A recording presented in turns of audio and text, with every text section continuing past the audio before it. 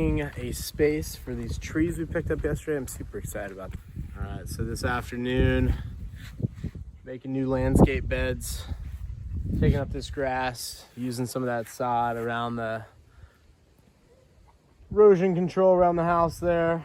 And I'm gonna bring in a ton of mulch. I'm a huge fan of using 2.5 feet of mulch, letting it break down, really building good soil. This is really good soil. I know that for a fact, because this is all previously forest, had a really nice thick level of topsoil to it. And then I mulched a tremendous amount of oak trees. So I got a bunch of oak mulch that was down here, probably about 8 or 9 inches of it. 2-3 years ago, it's completely broken down into beautiful dirt. I'm gonna add additional oak mulch. I'm gonna tie in these trees. That's a jackfruit tree. If you guys are, have you ever had juicy fruit, like the bubble gum or whatever it is? That's where the flavoring comes from, the jackfruit tree. Popular in the Philippines. Got a banana over there. I've got bananas over there. I'm gonna add a mulberry, an almond tree, a Jamaican cherry, and starfruit, and I gotta find a place for two additional mangoes. I have one mango. I got 2 different types, so I think that'll bring me to 3. I'm trying to extend my harvest season on mangoes, so that we can have something happening like starting in May, maybe as early as April if I'm fortunate enough, maybe go all the way through September. That would be like really awesome. So anyway, just getting that going, trying to figure out the shape of the bed, taking some of these sod pieces and putting it around, getting ready to expand the food forest out this way. And I've got a new thing. I gotta find a spot for aquaponics. I don't know where we're gonna go with aquaponics. I do want to keep it good for tropical storms and the occasional hurricane. So I've got to figure out exactly where I want to put it, but probably somewhere over here. I've got a goal. It was like 24, 25. I wanted to be like relatively off grid as far as my calorie intake. But now that I'm learning more about commercial farming and food and pesticides and GMOs and all that stuff, I'm just like, I don't want to eat any of that stuff. I just want to eat what I grow, pretty much. So I'm trying to expedite that. And I think I'm going to have to do a little bit of aquaponics to make that happen. But nonetheless, progress photo. There it is. There it is. Step 1. Step 1, get a tractor. Step 2, get a beer. Step 3, hang out with your dog. All right, this is Mr. Jackfruit guy. Starts putting in a starfruit. Got a mulberry going there. Use some of the sod to fill in other areas where I had recently added some fill dirt to. Got a honeykiss mango. It's gonna go there. And a cherry. This is a Jamaican cherry. So Jamaican cherry gonna go here. I'm gonna expand out this bed so it'll look a few days kind of like a nice bed around here. I'm gonna also loop in the play set so we don't have to mow around that thing. And then I'm gonna leave a grass area, make a nice easy strip here so it's like a 1 pass with the mower. And then I'll loop, I'm gonna do like a nice little curved bed there as well and add a tremendous amount of mulch so that it'll just break down, create really good soil base. And should be aesthetically pleasing landscape. All right, we've got these guys going in. We've got some hose water flooding out. Got soup bowls happening. I'm a big fan of the soup bowls. When you guys plant, make sure you are not making it like an ice cream cone at the bottom of the hole. Shovels have a tendency to do that. You need to make sure it's a nice big flat round hole, typically about twice the size of the pot that the plant is currently in. So the soil all around it's nice and loose. Then you backfill it.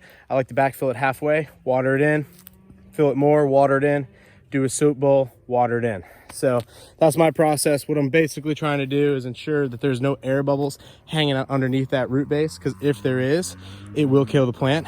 And we don't want to do that. So this is the Jamaican cherry. Got some 4-wheelers somewhere over here ripping. Maybe, yeah, well, maybe they'll come by. All right, and we've got the honeydew mango, little guy mango. Unfortunately, though I hate the look, we got to put some of these deer netting around them while they're little, because the deer out here are insane. I don't know if you guys are like, well, why don't you just fix those deer? Why don't you just fix that? It's like, no, there are so many. Like I don't even have the time to clean them all. Like it would be insane. So nonetheless, gotta keep them away, and at least until these guys are big enough, or until I get the whole entire property fenced out. And then I might add an extra dog, and then I'll take all my cages off, because then it's just like, well, why do I feed you guys? You know, might not even feed them. You know, I might go real Game of Thrones on it and just be like, nobody's eating unless you guys putting deer down. Then I'll clean them, or maybe not. Tala, what do you think? You guys ever seen the YouTube videos of the German Shepherds just eating deer carcass? Maybe I won't. Maybe I'll just be like, yo, you guys eat what you kill. But anyway, we're gonna go ahead and before we lose out some of our light, make another additional cage back here out of our, we gotta clean this up. So we gotta use up these supplies, because I'm gonna extend this and enclose this, make that a cool little room. It's gonna be called the Smoke Shack. It's gonna be cool. Also, could possibly be called the Dirty Hoe Shack. So it's possible that it might just be the Dirty Hoe Shack. The last place at the last property was called the Smoke Shack, little thing that we had like that, but it wasn't really that nice. But this one's gonna be pretty nice, I think. So got our sod getting watered in underneath the zip line. Kids got it hooked up over here, man. It's looking like a cable park over here. And these trees should provide a little bit of shade, because when you're chilling out here on the swings, it's just kind of like sometimes in the middle of summer it can get hot. And so we're gonna need a little bit of shade. So I'm thinking that kids are gonna be real thankful for that in a few years, although they'll never know. You know, they'll never know. They'll just be like, oh, it was always here, you know, it was always here. Summer might know. She might be like, oh yeah, I remember that. I'm most excited about this mango. That's why it's the first one up. And then what I'm gonna do tomorrow, I'm gonna jump on that tractor, fill it up with some fuel, and I'm gonna be bringing in mulch. I got tons and tons of mulch on the other side of the property. And you're gonna be mulching all this out, making it really beautiful. I'll be watering it a couple times between then, raking this out. And what we're looking for is we're looking to create a soil to it that's like just really good, and starts breaking down over time. And then I gotta find more plants to put in between the spaces. I think so. My whole game here is just plant it. I'm gonna plant it out. And Tal, I think we got a good idea to save money this year. We're gonna stop buying dog food. What do you think? All right, day 2. Got about an hour left here of today's light.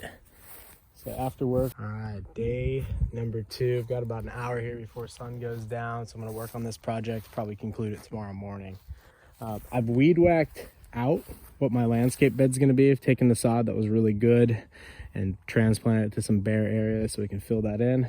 Now what I'm gonna go ahead and do is spread out some of this dirt, make sure those mounds are really nice to kind of retain water around each one of these trees.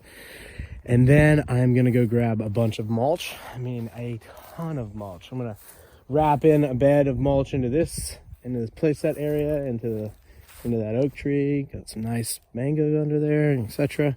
And then we're gonna do a secondary bed, kind of leave a nice grass way, make it easy to mow, but still make it aesthetically appealing. Did landscaping for like a decade and a half, so I know what I'm doing here. But we're gonna make it look as good as possible, but have as many functional purposes as possible.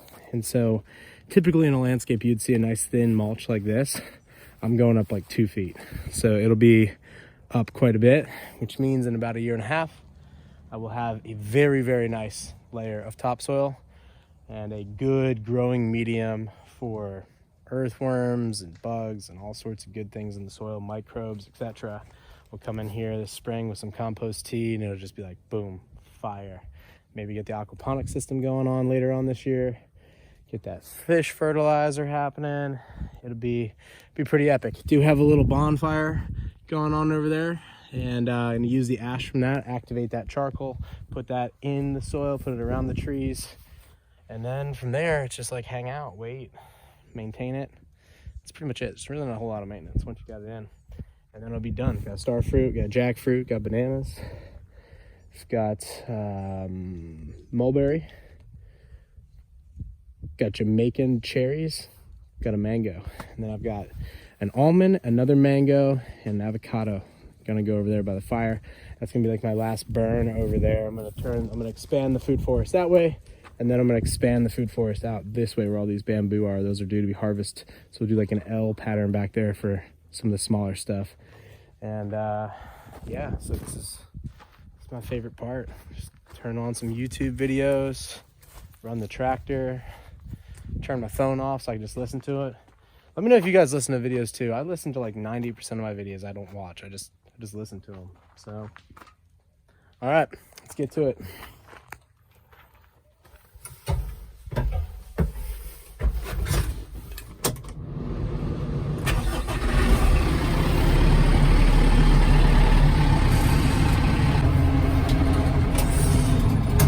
All right, this thing is coming together pretty nice.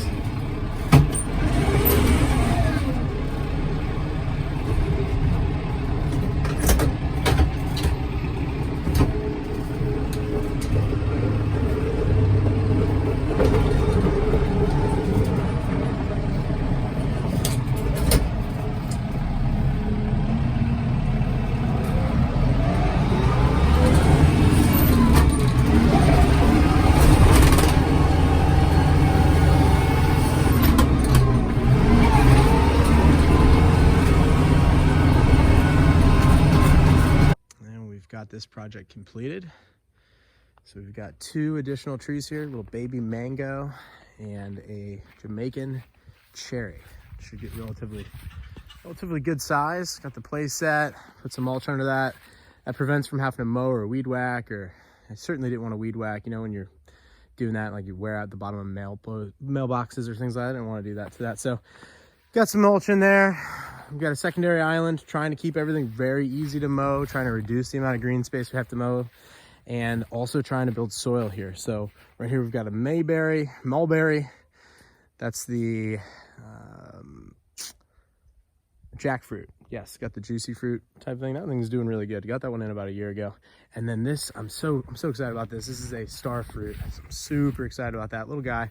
We've got bananas over here. Probably gonna extend the bananas or allow them to go. They will naturally go. I'm gonna add some mulch over there too, just to complete that up. Got bananas over here. I think I'm gonna extend that banana because bananas like nice waterways. But anyway, decent backyard look next to the chickens. And then the next deal is popping those bamboo out. Those are ready to be harvested in the back. And then we're gonna expand the food forest this way. And I've got to figure out exactly where the aquaponics situation is gonna go, but I would like to put one somewhere over there. And then I've got additional expansion of the food forest happening on the right side.